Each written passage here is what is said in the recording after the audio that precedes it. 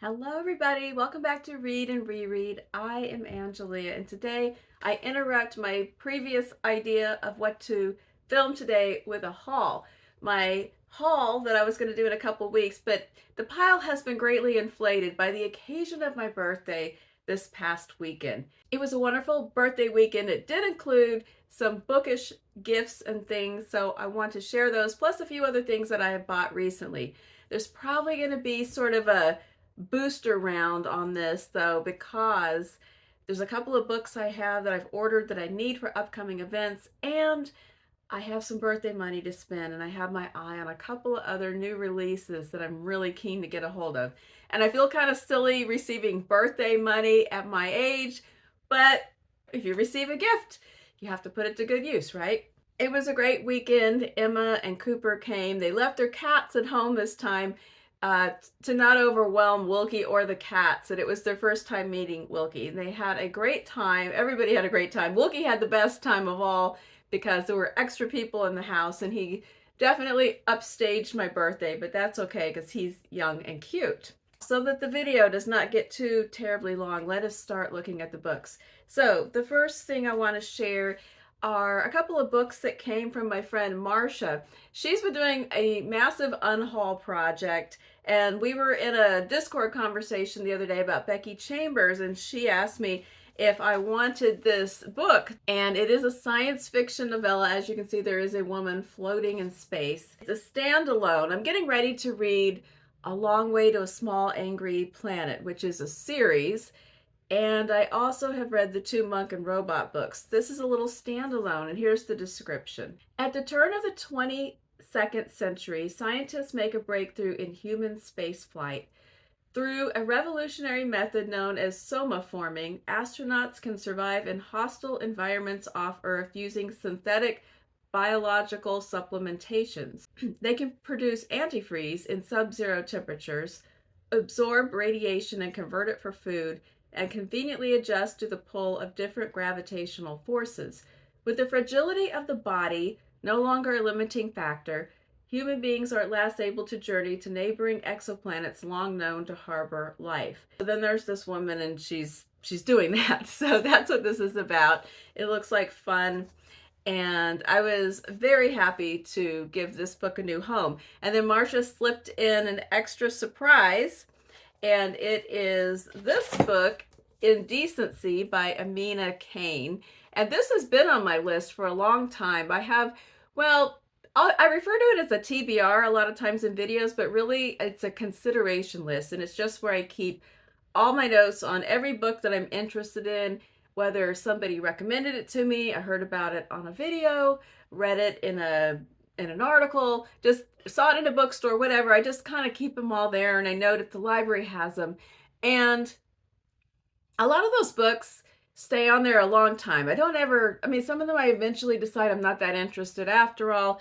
Some of them I eventually get to, but this one's been on there for at least a year. And it turns out we both had seen Sean from Sean Breed's books rave about this book a ways back, and then she had it, and now she has passed it on to me.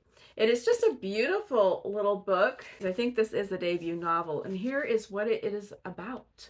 And it sounds like it would be perfect for Shorty September or the Framed event. So if I don't get around to it all year, I'll put it in my next September pile. Indelicacy introduces us to a cleaning woman at an art museum who nurtures aspirations to do more than simply dust the paintings around her. She dreams of having the liberty to explore them in writing, and so must find a way to win herself the time and security to use her mind.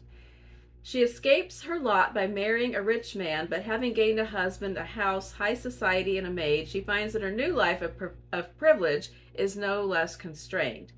Not only has she taken up different forms of time-consuming labor, social and erotic, she is now, however passively, forcing other women to clean up after her. Perhaps another more drastic solution is necessary.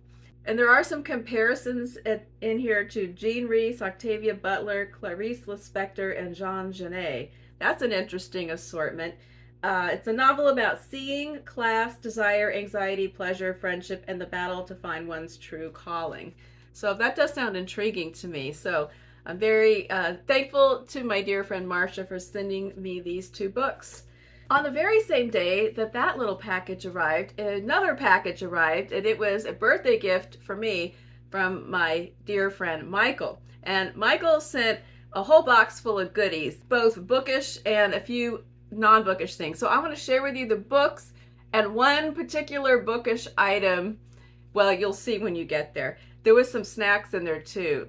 There's some apple butter and apple snits because he lives in Pennsylvania and it's fall, and those have been an amazing hit at the household as well. This is just a really fun gift. Each item in this gift is accompanied by a vintage postcard with a little note about the purpose or the thought behind that particular edition. And I like to keep those with the books and use them as bookmarks so that when I read the book, I see the card again, and it's just kind of like a little hello from a friend when I'm reading. So we have, in no particular order, a cute little nonfiction book about a puppy and somebody's chronicle of raising a dog, and you know why that ended up in this gift. The Puppy Diaries, Raising a Dog Named Scout by Jill Abramson. And there are photographs of the cute dogs. Obviously he grew up. So that looks like a feel-good, fun kind of thing. Then we have a play for my endless drama vibes, and it is The Family Reunion by T.S. Eliot. It even has a birthday cake on the cover. And this one, I have never heard of this one. Oh, this one has my favorite postcard in it too. This incredibly random group of 70s people, and they're standing in front of something called Spectacular Pothole in New Hampshire. Does anyone know what that is? Somebody gave it to a friend in 1986. I knew he wrote some plays. I knew that he wrote Murder in the Cathedral, but I have never heard of The Family Reunion. And I'm assuming it's about a family reunion. Something probably goes sideways, because otherwise, what would be the purpose of the story?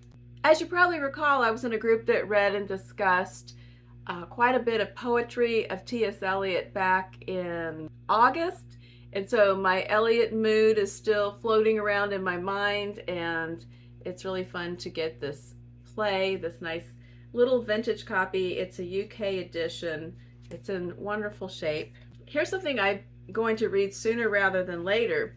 Death in Venice by Thomas Mann. This one came to my attention when I picked up a copy of The Magician by Colm Toynbee. I haven't read it yet, but it is about this author.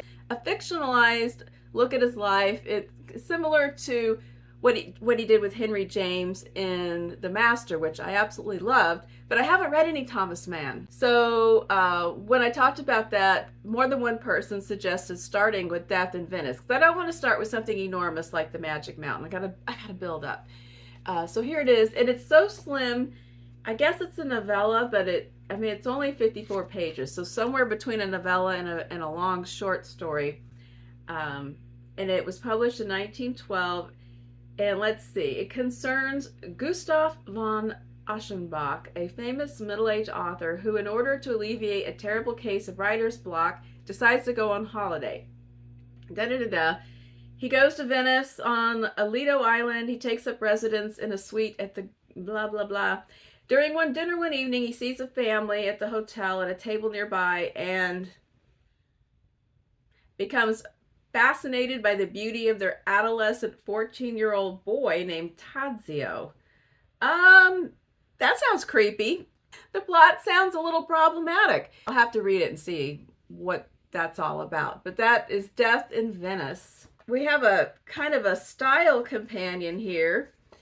The Bridge of San Luis Rey by Thornton Wilder.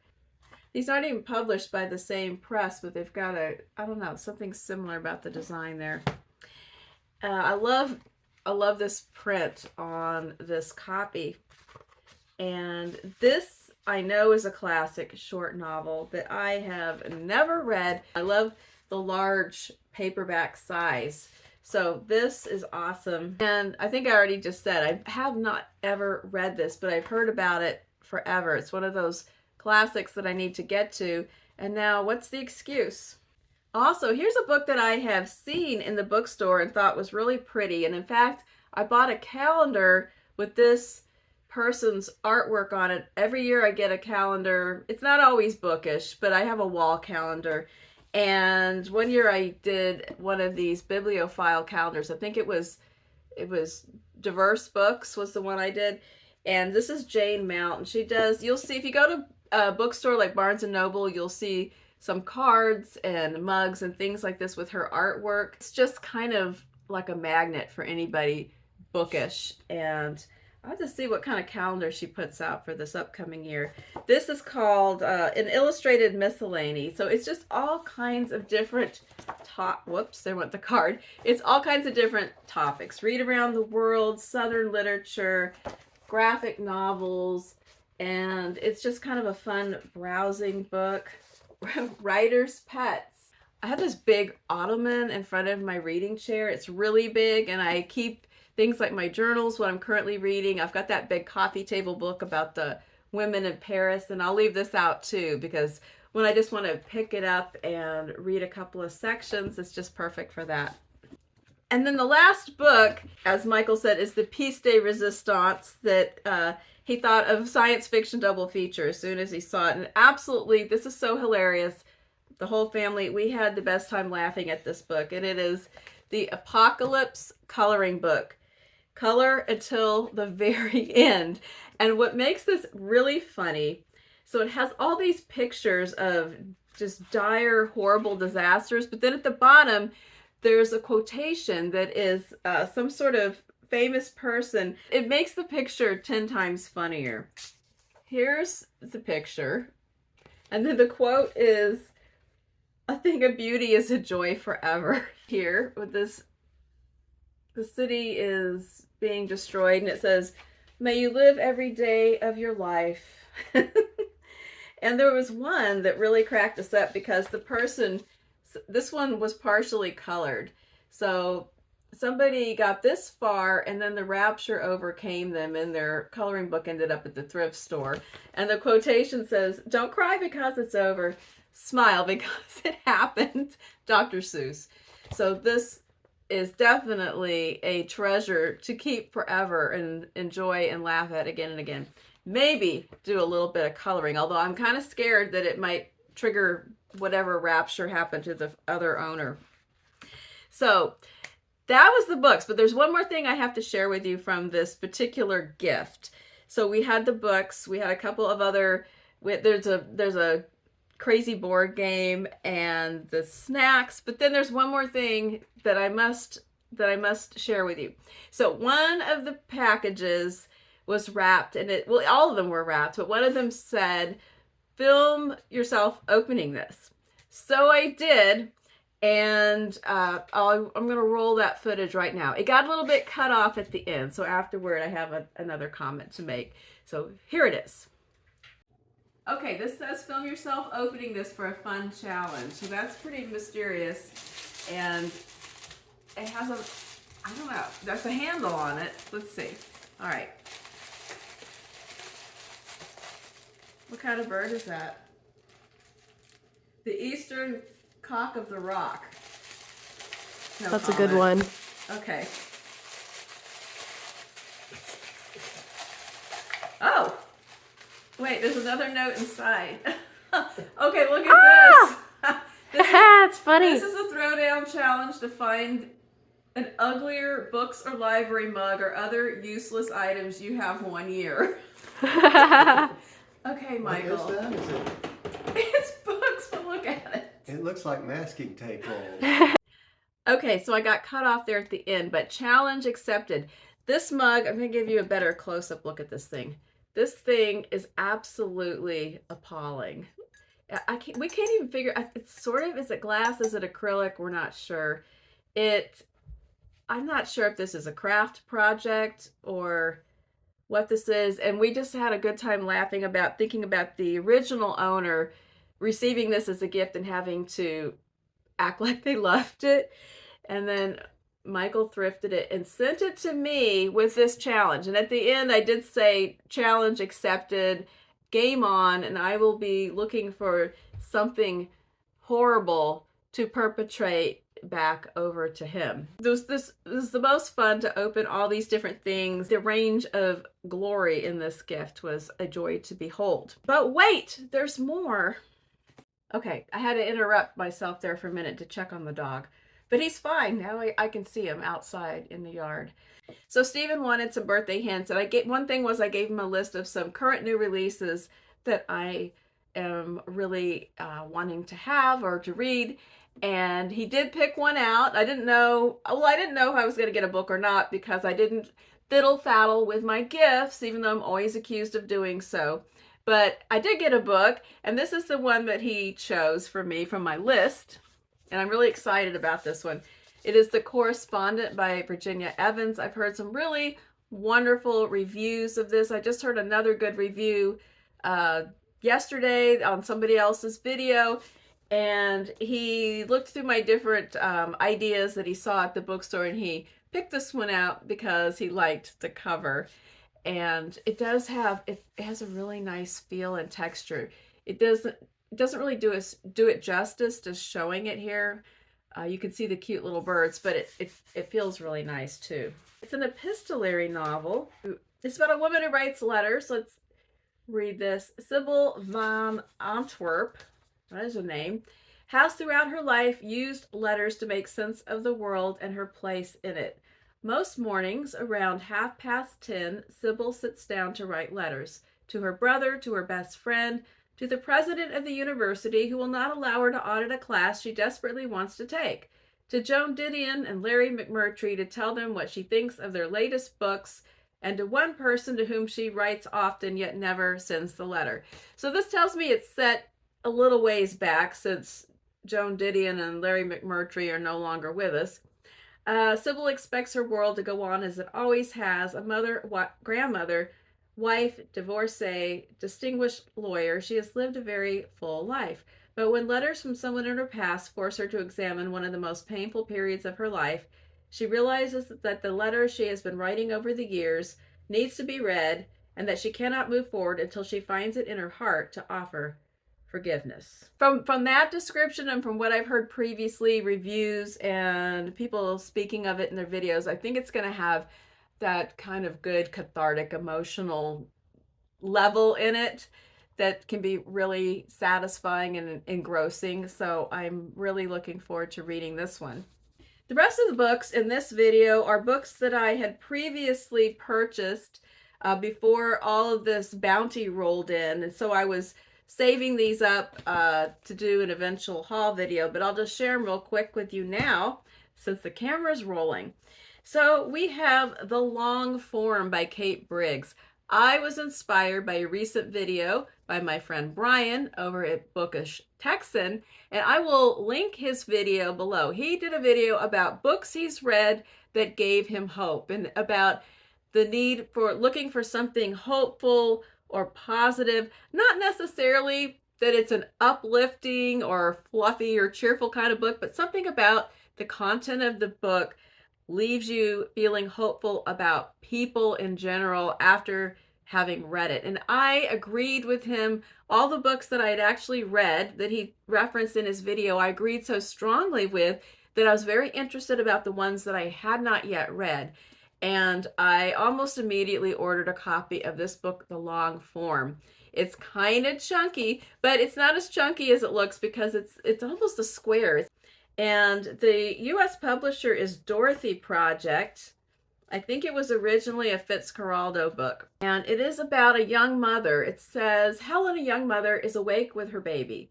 Together they move through a morning routine that is in one sense entirely ordinary. I need new glasses. I'm doing the trying to resting, feeding, pacing. Yet in the closeness of their rented flat, such everyday acts take on epic scope, thoughts and objects made newly alive in the light of their shared attention. Then the rhythm of their morning is interrupted. A delivery man arrives with a used copy of Henry Fielding's The History of Tom Jones, which Helen has ordered online, and she begins to read. As their day unfolds, the intimate space Helen shares with her baby becomes entwined with Fielding's novel, with other books and ideas, and with the social realities she encounters in an everyday world of class and privilege, housing and care work, creativity, and friendship. And that, plus the way that Brian spoke of it, made me really instantly drawn to this book. It sounds like a long quiet gym. My quiet gyms are usually the little skinny ones, but this one sounds long, quiet, thoughtful, deep. Uh, I don't know. I feel like it's going to resonate with me.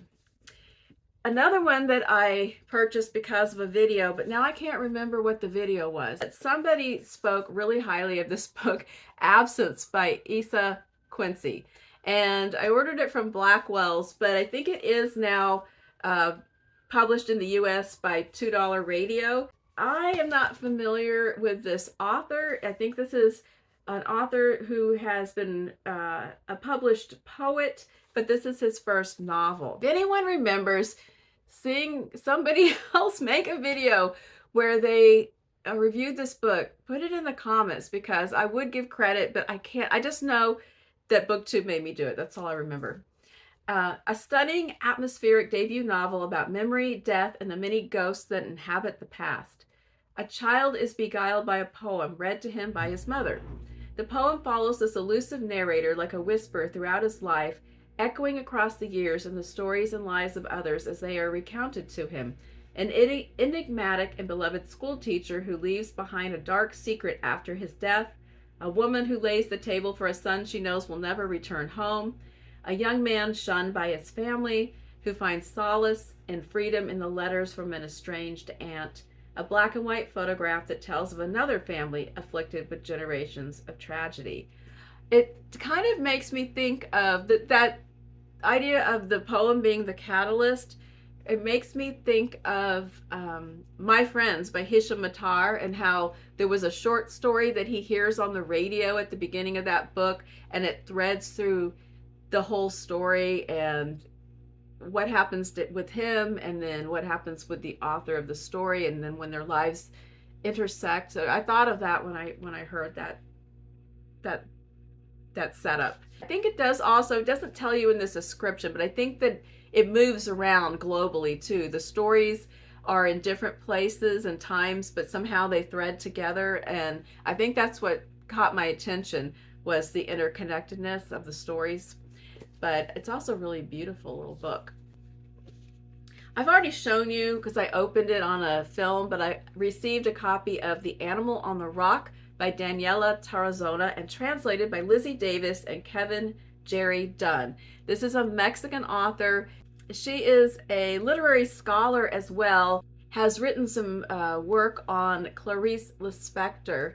It's a debut novel published by Deep Vellum Press. It sounds very surreal and bizarre. It's about a woman who's dealing with grief after the death of her mother, and she begins to actually experience a physical transformation into an animal. Sounds kind of body horror-ish. And the final line of the description is a profoundly biological and introspective novel that lies somewhere between clinical record and fever dream. So this one just sounds super weird. But I have a subscription to Deep Vellum Press, and this is what they sent in September. Recently, you heard about my experience reading the book The Angel of History by Rabih Alameddine with my Pinheiro Project friends. We still call it the Pinheiro Project, even though we're now reading other books. Because I really enjoyed that book, and that was a new author to me, I ordered one of Alameddine's backlist titles that many people have raved about, and that is An Unnecessary Woman. I got a really great deal. I think I got this on Thrift Books for $5 or $6. Nice hardcover. I felt like this was the next place I wanted to go in reading Alameddine, but I'm also very interested in his brand new book that's on the National Book Awards long list. He's a Lebanese author, or Lebanese American. The book we read was set in San Francisco. It flashed back to the main character's childhood in Lebanon. So here's the description. It's an enchanting story of a book-loving, obsessive 72-year-old, quote, unnecessary woman with a past shaped by the Lebanese Civil War. Alia Saleh lives alone in her Beirut apartment surrounded by stockpiles of books. Godless, fatherless, childless, and divorced, Alia is her family's unnecessary appendage. Her mother pushes for her eviction. Her brothers terrorize her. Wait, she's in her 70s and her mother is still trying to evict her? That's interesting. But even as the siege of Beirut rages around her, Alia stays put. And it says that she translates a classic novel every year into Arabic, but not for a profession. She just does it and keeps it for herself. So it's a breathtaking portrait of a reclusive woman's late life crisis. So I have heard that she's just a super memorable character, a really wonderful voice. And so I think this is my next adventure in a Rabih Alameddine. And then last but certainly not least, there is this wall at the public library at my local branch. Actually, I guess it's at every branch, but there's a really big one at my local branch. They have a wall where they put weeded books. Well, it's not a wall really, it's just a big one of their big rows in the stacks. And they put their weeds there, and the hardbacks are a quarter, and I think the paperbacks are a nickel or a dime. It's super cheap. And lately they've been weeding children's books, and I have seen so many old favorites. There was one I could not resist, and it was Ramona the Brave by Beverly Cleary with the iconic cover. I love the Ramona books, and I just, for a quarter, I picked it up to read and just have fun. And then I don't know if I'll keep it or pass it on, but I just had to get it. So that is it for now. Like I said, there's gonna probably be a little da-da-da-da when I get a couple more books that are on the way and that I have bubbling around in my mind. But let me know what you think about my haul. Have you read any of these? It's a little bit of everything here. We've got some weird stuff, got some classic stuff, novellas, longer books, a play. I mean, I've got all kinds of stuff to keep me busy. And I hope that you are having an excellent week. So send me whatever comments you feel like sending, and I will be back on Friday for Friday Reads. See you then. Bye.